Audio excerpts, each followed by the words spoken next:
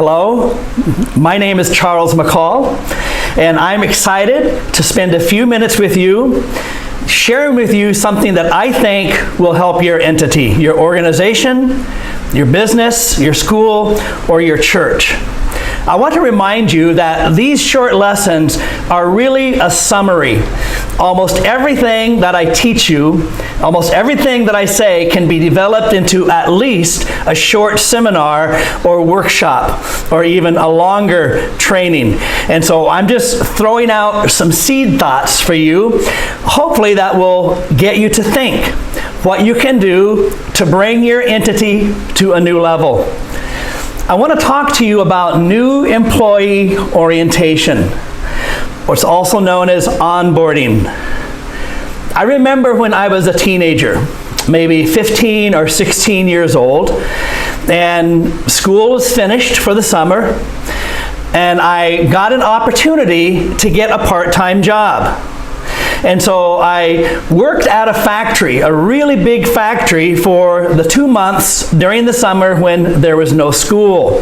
Very low-level job, very unskilled job. My job was just to sweep the pavement where all of the trucks came in and out. My job was to keep it clean. But you know what? I appreciated my supervisor. Even though I was only a kid, I still remember it to this day.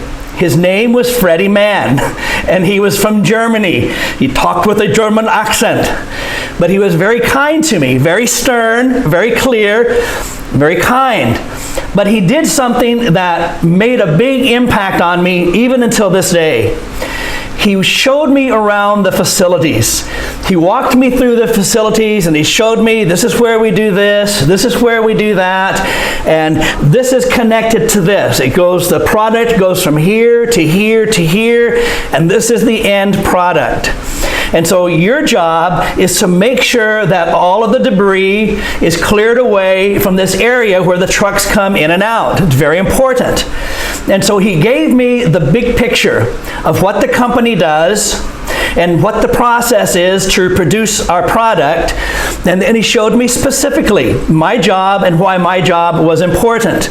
And so I started to sweep, just a kid, and then he came over, he said, here, let me show you. This is how we sweep. And so he showed me the way that he wanted me to sweep the pavement. Very good, very short, very brief, but very effective new employee orientation. He let me know the big picture. He saw what I was doing and he explained it to me, and then he even modeled it for me on how I was supposed to do it. Very good. Has stuck with me until this day.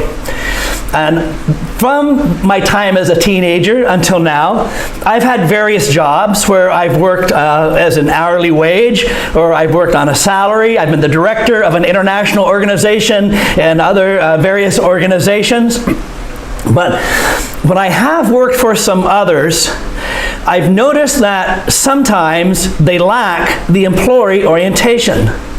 This is the course of my 50 years of job history. And so as I've gone to work for them, they didn't explain to me clearly about the organization, the business. They didn't explain to me clearly the big picture, the vision, the goals, and what my role was specifically. They assumed that I knew what I was supposed to do. And for the most part, I did know what I was supposed to do, but I didn't know how to do it their way, or I wasn't sure exactly what their way was for their specific entity. And so it made it difficult for me to fit in. It made it difficult for me to do my job well because they did not give me a clear orientation. Look at your screen now, and what I'm showing you now is another complete seminar or workshop, and I'm just introducing it to you. But employees stay where they are because they're paid well, because they're mentored, there's somebody there who can guide them along, because they're challenged, there's something new that they can know or do to develop their knowledge or their skills. They're promoted, they have the opportunity to rise up. They're involved. They feel like that they're a part of the entity. They're appreciated. They're trusted. It means they're not micromanaged, but they're trusted. And they're empowered. They're given the authority to do their job. They're equipped, they're trained, and they're released and given the authority and empowered to do their job. And they're valued. And so when we talk about an employee orientation, this is what we're talking about. We're talking about making the new employee feel like they're a part of the team. And so what is new employee orientation or onboarding? It's a systematic, planned procedure to help new employees, staff, or volunteers fit into a new position in the entity. Let me say that again. It is systematic, step by step. It's a planned procedure. That means you've thought about it and it's written down. The policy and the procedure is written down someplace and somebody is responsible to do it. Or maybe many different people are responsible to do it. But all of the people who are responsible, they understand their part and they understand the value and why it's important to do this and how to orient a new employee, a new staff, or even a new volunteer. For a volunteer or for some employees, it doesn't have to be long. It doesn't have to be a long process, but it should happen even with a volunteer. Why is it important? It's important, one, because of relationship and connection. It makes the employee, staff, or volunteer, it makes them feel a part of the team, that I'm part of the team. And also, it helps them to contribute to the long-term vision and goals of the entity. If a new staff or employee or volunteer does not even know what the vision is, what the goals are, and what you hope to accomplish in the long term and also in the short term, how can they contribute to it in an effective way? And so sharing the vision and the goals is really important for helping the new staff or employee or volunteer to contribute to that vision and those goals. It also minimizes mistakes and maximizes productivity. That they know what they're not supposed to do, and they know how they're supposed to do their job and how they're supposed to relate to others. And so it is very, very beneficial for your entity, whether you're an organization, a business, a school, or a church, to provide a very clear-cut orientation process for new staff. Number 3, it's a process which should be planned and documented and followed through as a matter of process. And so it's a process that is planned and documented. This is my experience. Most organizations, businesses, schools and churches do not have this onboarding process. And by the way, talking about churches, we're talking about onboarding new members or orienting new members. And so when a person joins your church, you should have this same process for them. But for most entities, it is not planned, it is not thought out, and it is not scheduled. This will hurt your entity. It will, if you do not have a clear process for onboarding or orienting new staff, employees, or volunteers or members, your organization is not going to be as strong as it could be. And so what happens though, this is my experience, the urgent steals the time and the energy of the important. Most executives are too busy. They don't have enough time. I just don't have enough time are the famous last words of an unorganized entity. I don't have enough time to write a job description. I don't have enough time to lay out the process for orientation. Well, that's right. You as a senior executive should not be doing it. but you can write the outline. You don't have to write the whole process, but you can write the outline, or you can work with someone like me and I can help you to write the outline and help you to put the pieces together. These are the kind of things that I can do for a business, an organization, a school, or a church. Just don't have enough time because there's the urgent. The urgent is something that must be done. This is very important for you to understand and to overcome as an executive or as a worker. You must distinguish between the urgent and the important. The urgent says it must be done now. Maybe, maybe not. There are some urgent things that are also important. You see in the 4 quadrants in this chart, there are some urgent matters that are also important. It's a crisis, it's a deadline, it's a meeting or something that needs to be repaired. But there are also urgent matters that are not important that will steal your time if you're not careful.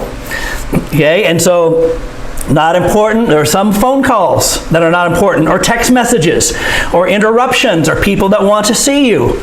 They think they need to see you now. Maybe, maybe not. And so then there are other things that are important, but they're not urgent.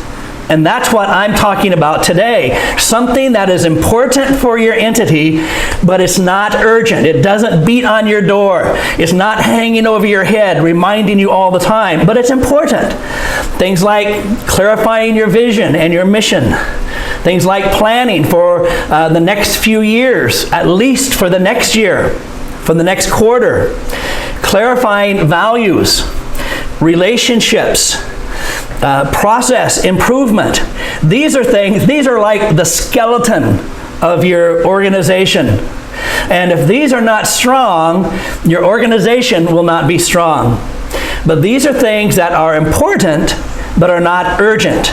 And so many times an employee, a staff, a manager, or an executive, they allow the urgent to steal the time, the resources, and the energy for the important. And so you see another chart. This is all another training. This is all another workshop or seminar on making decisions based upon the important and the urgent. I'm just showing this to you. There's no time to really talk about it now. So let me summarize and conclude by saying, what does new staff orientation include?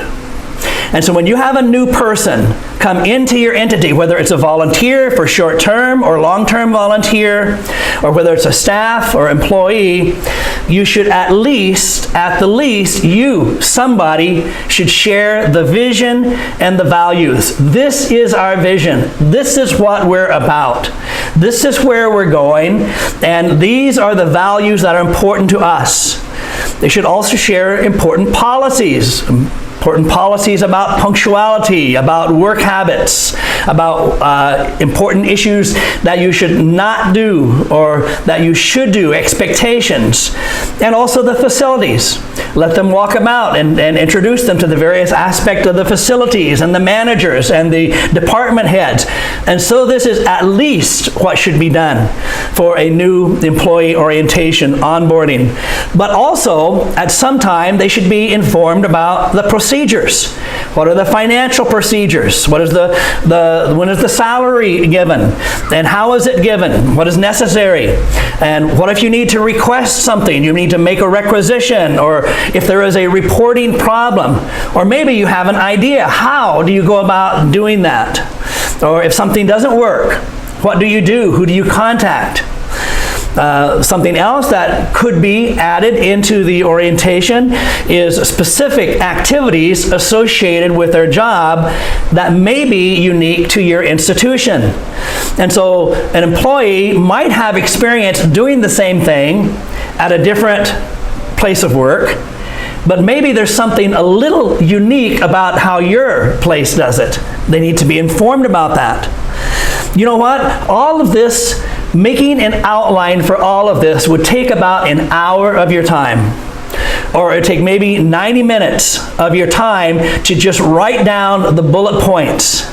And then you give it to someone like me who can help oversee putting together a procedure for orienting new students, new volunteers, new staff, all right?